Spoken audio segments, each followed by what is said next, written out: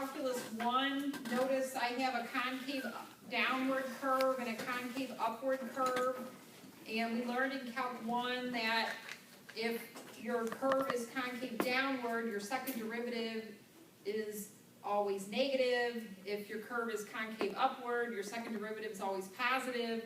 I talked very briefly about that last week. That same thing does apply to multivariable surfaces. But because you have more than one dimension, you have to look at the partial second derivative. So you don't just have one second derivative like you do with a two-dimensional function. So for like my maximum up here, it's concave downward in this direction. It's also concave downward in this direction. So f sub double x is negative. F sub double y is also negative.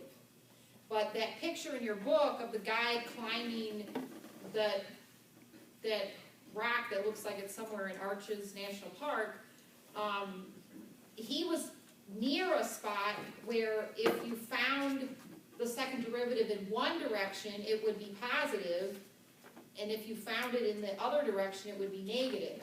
And so we do have those situations too, and those are saddle points. I was kind of trying to see if I think it's really, really, really subtle, but I do think there's a saddle point right here on this rock, that it's concave downward in this direction, but it's very slightly concave upward in this direction. So I think if you come up and look at this rock and you kind of look at it from this direction, I think we do have a saddle point right here, because we have concave down and then very, very subtle concave up.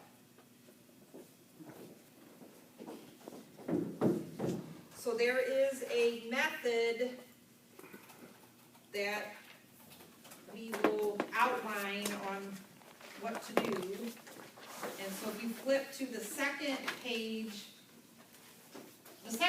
is showing a picture of a Pringle, because a Pringle is a good example of a saddle point. Okay, so and it's showing you that the second derivative would be negative in one direction and positive in the other direction.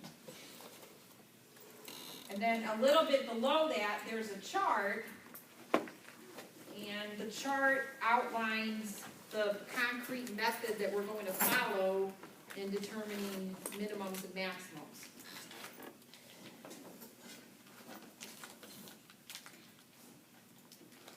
And by the way, this material is still in chapter 14. It's 14.7 and 14.8 kind of put together. So 14.6 was about the gradients and the tangent planes.